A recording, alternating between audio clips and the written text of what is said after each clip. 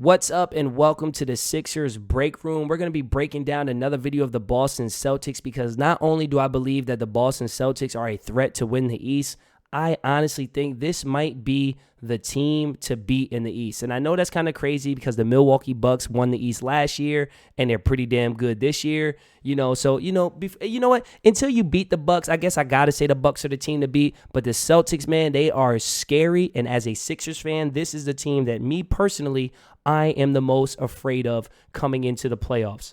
So one of the things that's so impressive to me about the Boston Celtics is you have a superstar talent in Jayson Tatum. You have an elite scorer in Jaylen Brown. And those guys do carry a lot of the load offensively, but they are both willing passers and they play with they have 5 guys on the floor at all times who are willing to make the right pass. They are willing to share the ball. They are willing to give it up, and they will find the open man. They will give up a good shot for a great shot. Watch here as you're going to have Jaylen Brown flying into the middle of this defense, and Marcus Smart sees him cutting through the lane. He's going to make the easy pass. Now, right here, if Jaylen Brown were to take this little 15-foot elbow jump shot, even if it was fading away because of his momentum, no one would say this was a bad shot. You got 7 seconds left in the shot clock. Jaylen Brown hits these kind of shots consistently. This would be a good shot. But rather than settling for that, he decides he's going to drive the basketball. Even at this point, he's getting this second defender here with 6 seconds left in the shot clock. I think if Jaylen Brown went hard to the basket here, no one would say it was a bad shot. It'd be a decent look. But he doesn't settle for good or decent looks. He's going to throw it over the top to Robert Williams, and he's going to get it a little easy alley-oop. That is something that you consistently see from the Celtics when you watch them play. They give up good shots for great shots. And as a coach, you love to see it. And as a Sixers fan, you're horrified. Let's take a look at this clip here. You have the Utah Jazz in a 2-3 zone. I really dislike zone defense. My teams that I coach, I don't play zone. I play man-to-man. I think it serves a purpose, but it seems like more and more in the NBA it's becoming more common. Like just 2 or 3 years ago, it was super rare to see a team play zone. And now I feel like you see it every night more and more around the league. But you have this zone defense. You got Al Horford, who does a great job flashing into the middle of the zone. That's where you can really break down the zone. If you get into the middle of the paint right here, the high post area against a zone, that's when it falls apart, and you're going to see exactly why. Tatum does a great job of hitting Horford. Again, if Horford were to take this little, 7-8 foot baby hook, no one would say this was a bad shot. Again, even later in the shot clock, you're at 4.5 seconds. This would be a good shot, a really good shot. But the Celtics don't settle for really good shots. They settle for great shots. So you get a cutter coming in from the corner, a pass, and you get a little easy layup for 2 points. It continues to impress me when I watch the Boston Celtics and I see how many times I'm like, oh, that's a good look. And they give it up and they end up getting a great look later in the possession. It's just great basketball. Now, one of the things about the Boston Celtics, a year or two ago, it was if you can contain Jayson Tatum or Jaylen Brown, just make it hard on them. They don't really have a lot of other guys who can hurt you. And that's just not the case this year, right? Here you have Jayson Tatum getting doubled in the corner. You get a kick out. And then you're going to have this screen and roll, and Conley is going to be late, right? Like Conley's kind of chilling a little bit. He probably should have been pressed up a little bit more, especially you got 2 guards in this pick and roll defense. You got Rudy Gobert underneath. Like I'm not really too worried about him rolling into the paint because I know I have one of the best shot blockers in the league, but Conley sinks off a little too much, and you get this 3-ball bang. So they have guys who can hit shots. It's not just Tatum and Brown. They're the 2 best guys, but it's not just them. Here, you have this horn sets that the Boston Celtics love to run. A horn set, you got 2 guys at the elbows, and you're going to have 2 guys at the corners. So anybody watching this who might not know what a horn set is, and you hear me refer to it, that's what it is. You're going to throw it into the right elbow. You get this fake dribble handoff. This is really a read. If he hands it off, there's one action. If he doesn't, there's another action. You'll even see Robert Williams, as this develops, he's going to kind of turn around to check. He's like, okay, is he handing it off? Okay, he's not. Then I'm going to go set this pin down screen. Now, I broke this down against the Nuggets. And against the Nuggets, the first time Jokic was late, Jayson Tatum got hit with the curl pass. Then he tried to step up, and it was a lob over the top. The second time, Jokic was a little too aggressive, and you had Robert Williams slip the screen. Robert Williams is a guy who I continue to be more and more impressed with when I watch the film because of his ability to read the defense.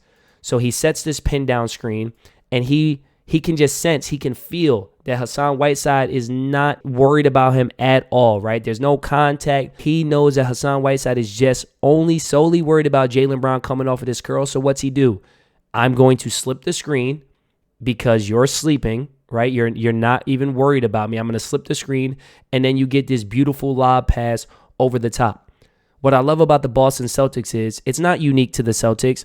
Every NBA team runs sets that have multiple actions, right? They have reads. It's not just a simple play. It's if the defense does this, we do that. But a lot of times guys force it. A lot of times guys don't actually read the defense. They kind of predetermine what they're going to do. Robert Williams and the Boston Celtics as a whole, you can tell that they really coach the reads.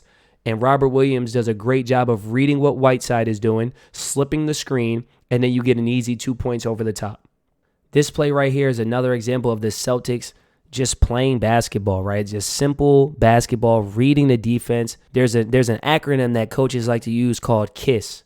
Keep it simple, stupid. The Celtics do that. You're going to have this pick and roll at the top.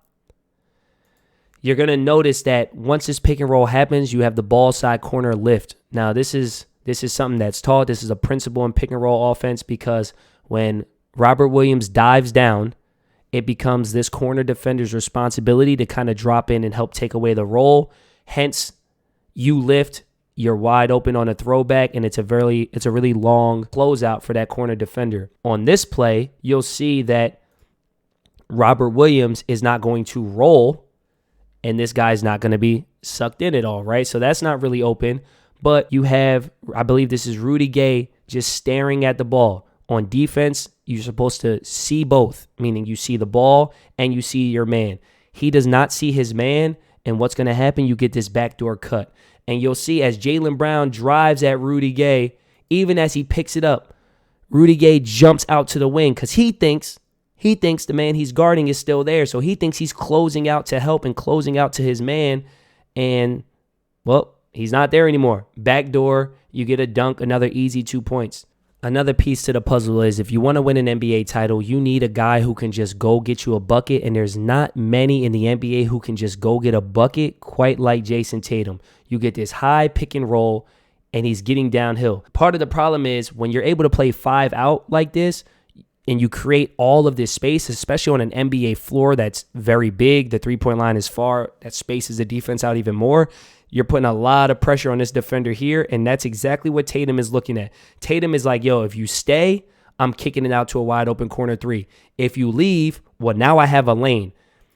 He decides he's going to go out to the corner 3, which in the NBA is expected. Corner 3s are the most valued shots. Nobody wants to give up the corner 3. So he goes with that defender, and Jason Tatum just says, I'm bigger, stronger, and better. I'm just going to go get this bucket. With Rudy Gobert on his back, switches to the left hand, finishes with the all-fan. Like, that's an incredibly tough finish that Jason Tatum just made look very easy. This right here is probably my favorite play of the night. I want to break this set down because I like it so much that I think I might start using it with the guys that I coach. It starts with a Jason Tatum down screen for Robert Williams. Now, typically a down screen, you're looking to get a guy open. He's not looking to get Robert Williams open. He's looking to give Robert Williams some separation, and he's going to sprint into this pick and roll. What this screen does is it forces Rudy Gobert to try to get around this defender before getting to the spot he's supposed to be in pick and roll defense. Jason Tatum actually sets a really good screen. Rudy Gobert goes over the wrong side. He probably should have went over the left side. He decides to go over the right. So now when Robert Williams is setting this screen for Marcus Smart to drive right, Rudy Gobert should be somewhere over here. Instead, he's all the way in the middle of the paint. He's already in a bad spot. Now, sensing this, the guy guarding Tatum, he hesitates because he thinks, oh, crap, maybe I need to be the guy that's helping. Rudy Gobert's in a bad spot. I'm going to help my teammate, right? He's trying to do the right thing. And what I love about this play is it's not a screen and roll for Robert Williams to dive to the basket. He's actually rolling off of this and setting a screen for Jason Tatum to pop out for a wide open shot at the top of the key. I love this. I love this action.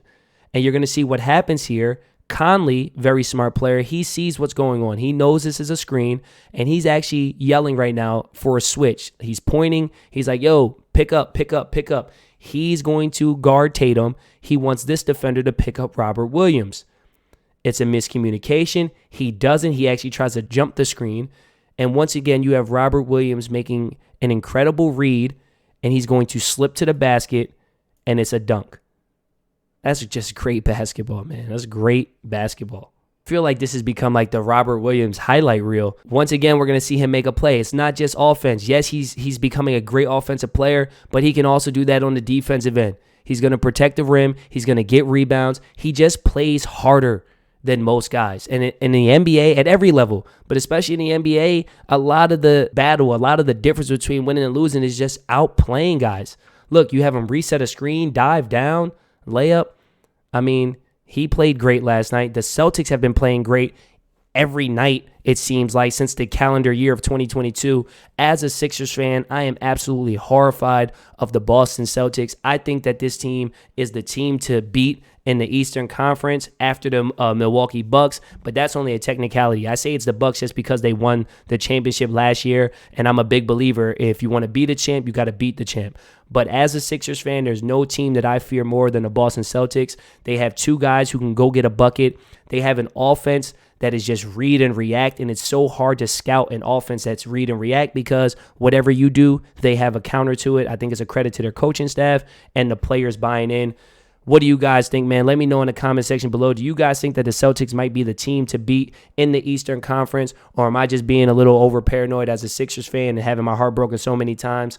If you like the video, don't forget to like the video. And of course, if you like this kind of content, you want more of it, subscribe to the channel. This is the Sixers Break Room, and I'll see you on the next one. Peace.